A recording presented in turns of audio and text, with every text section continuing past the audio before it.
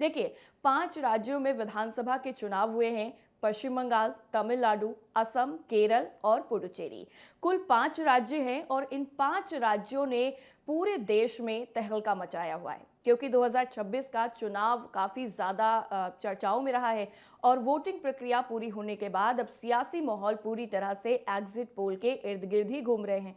Today's Chanakya ने 4 राज्यों का एग्जिट पोल जारी किया है। बंगाल की अगर हम बात करें, क्योंकि सबसे ज्यादा इस बार हॉट जो चुनाव रहे हैं वो पश्चिम बंगाल के ही रहे हैं, तो यहां पर मुकाबला सबसे ज्यादा हाई वोल्टेज माना गया।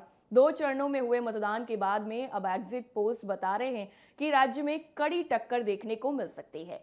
कुछ अनुमानों में बीजेपी को बढ़त मिलती हुई नजर आ रही है, जबकि तृणमूल कांग्रेस भी मजबूत स्थिति में बताई जा रही है। इसके साथ ही टुडेज चाणक्य ने बंगाल में भारतीय जनता पार्टी के लिए 192 से ज्यादा सीटों के साथ जबरदस्त बहुमत का अनुमान भी लगाया है।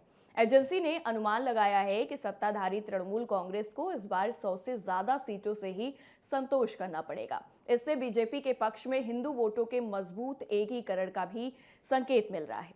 असम की अगर हम बात करें तो असम में तस्वीर बिल्कुल साफ नजर आ रही है। यहां पर ज्यादातर एग्जिट पोल में एनडीए को बढ़त मिलने का अनुमान जताया जा रहा है, यानी बीजेपी और उसके सहयोगी दल सत्ता में वापसी कर सकते हैं। और ये रुझान राज्य में पिछले चुनाव प्रदर्शन के दोहराव की तरफ भी इशारा करता है।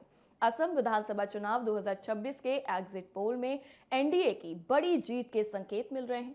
टुडे चाणक्य के अनुमान के मुताबिक बीजेपी प्लस गठबंधन को 102 सीटें मिल सकती हैं, जी हां, जो स्पष्ट बहुमत की तरफ इशारा करती हैं।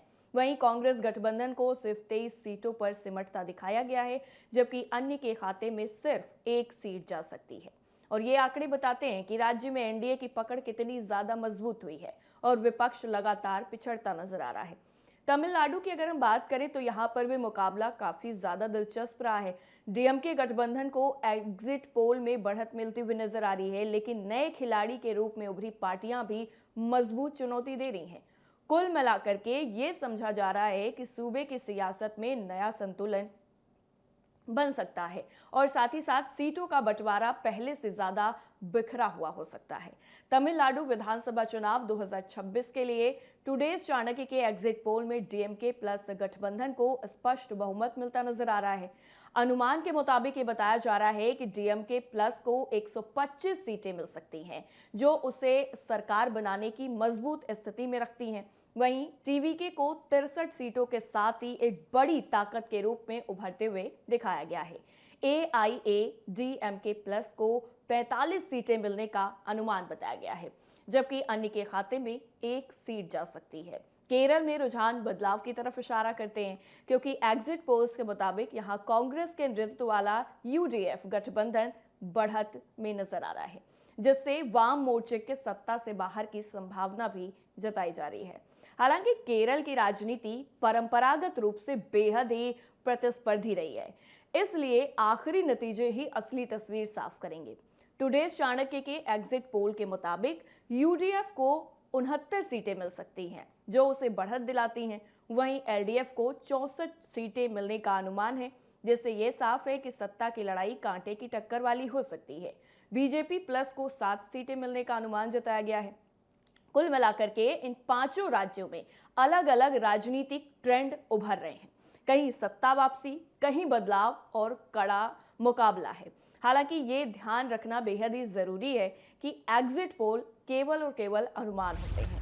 असली तस्वीर 4 मई को वोटों की गिनती के बाद ही सामने आएगी। तो जिस तरह से ये जो 5 राज्य हैं वो इस बार चुनाव में सबको अपनी तरफ खींचते हुए नजर आए हैं और 5 राज्यों में जो अलग अलग समीकरण बने हैं, उसने देश की जो तस्वीर है वो कहीं ना कहीं बदली है। और जब 4 मई को रिजल्ट आएंगे तब तस्वीर और ज्यादा साफ हो जाएगी। हालांकि पश्चिम बंगाल को लेकर के काफी ज्यादा अभी भी तस्वीर साफ नहीं हो पाई है, क्योंकि बहुत सारे एग्जिट पोल्स में अभी भी कहा जा रहा है कि ममता बनर्जी की जो सरकार है वो वापसी कर रही है और इसके साथ ही असम में पूर्ण बहुमत से बीजेपी की सरकार आ रही है। तो अब 4 मई को सारा बिल्कुल तस्वीर जो है वो साफ हो जाएगी कि कहां पर किसकी सरकार बनेगी और कहां पर सत्ता परिवर्तन होगा। मेरे साथ फिलहाल इतना ही। नमस्कार।